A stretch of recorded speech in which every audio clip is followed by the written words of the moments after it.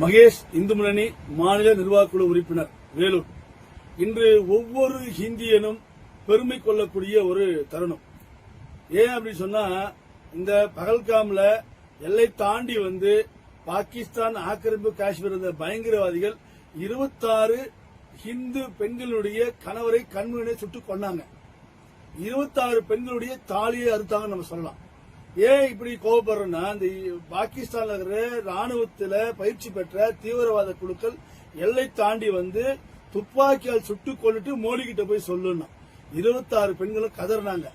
அதுல இன்று அந்த ஆக்கிரமிப்பு காஷ்மீர், பாகிஸ்தான் ஆக்கிரமிப்பு காஷ்மீர்ல நம்முடைய ராணுவம் சாதாரண இல்ல, சாதாரணமான போல சீனாவுடைய ரேடார் கருவி இல்லையா, அதையே அந்த ரேடார் கருவியை கண்ணில் மண்ணு தூவிட்டு, ஏன்னா அந்த ஆக்கிரமிப்பு காஷ்மீர்ல, பாகிஸ்தான் ஆக்கிரமிப்பு காஷ்மீர்ல சீனா ராணுவம் தான் அங்க இருக்கான்.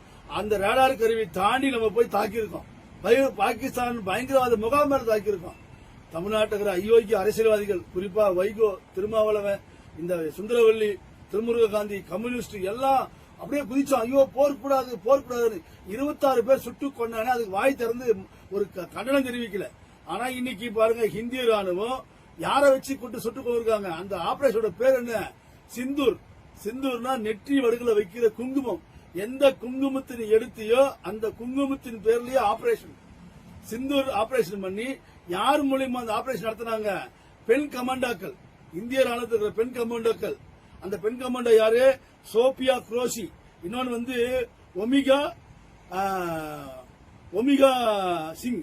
இந்த 2 பேரும், 2 கமாண்டர், ஒமிகா சிங்கும் அந்த சோபியா குரோஷி, 2 பெண் கமாண்டரை வச்சு எந்த பெண்களை நீ நிர்மூலமாக்கணையோ, எந்த பெண்களை கதற வச்சியோ அந்த பெண்களை வச்சு பாகிஸ்தான்ல இருக்கிற தீவிரவாத முகாமில தாக்குதல் நடத்தி 80 பயங்கரவாதிகளை கொண்டு இருக்காங்க. எவ்வளவு ஒரு மகிழ்ச்சியான விஷயம், பெருமைப்படக்கூடிய விஷயம். நாட்டில் பெண்கள் பாதிக்கப்பட்டா வேடிக்கை பார்க்கிற அரசாங்கம் இல்ல இந்த அரசாங்கம். மோடி, மத்திய அரசாங்கம், பாரத பிரதமர் மோடி ஆளுகின்ற அரசாங்கம் எதெல்லாம் செய்வாங்கன்னு எதிர்பார்க்கிறேன். இன்னைக்கு பாருங்க, பெண்ணை வச்சியே அந்த ஆபரேஷன் பேருக்கு சிந்தூர் குங்குமம்னு பேரை வச்சு, பெண் கமாண்டரை வச்சு அந்த பயங்கரவாதி அழிச்ச வரலாறு உலகத்தில் இருக்கிற அத்தனை ராணுவம் திகைச்சு நிற்கிறார். இந்திய ராணுவத்தோட பலத்தை நம்ம போற்ற வேண்டும். இந்திய ராணுவத்தை நம்ம போற்றி வணங்க வேண்டும். இந்த ராணுவத்தை கொச்சைப்படுத்துகிற நாய்களை இந்த நாட்டை விட்டு வெளியேற்ற வேண்டும். இது நல்ல தருணம். நாம் இந்த தருணத்தை பயன்படுத்தி பாகிஸ்தான் ஆக்கிரமிப்பு காஷ்மீரை மீட்டெடுக்க வேண்டும். அந்த பாகிஸ்தான் ஆக்கிரமிப்பு காஷ்மீரை மீட்டெடுத்து விட்டால் பலுசிஸ்தான் சொல்லக்கூடியவன் நம்ம கூட சேர்ந்துருவான். இப்போ அந்த பலுசிஸ்தான்ல பாகிஸ்தான் தனிநாடு கேட்கிறான். பாகிஸ்தான் ஒரு நாடே இல்லாம செஞ்சிடலாம். நல்ல தருணம் இந்த தருணம். இதை இந்த நாட்டில் இருக்கிற ஒவ்வொரு இந்தியனும் பெருமை கொண்டு வரவேற்கணும், பாராட்டணும். அத்தனை ராணுவ வீரருக்கும் என் பணிவான வணக்கத்தை பாதம் பண்ணி தெரிவித்துக் கொள்கிறேன். நன்றி, வணக்கம்.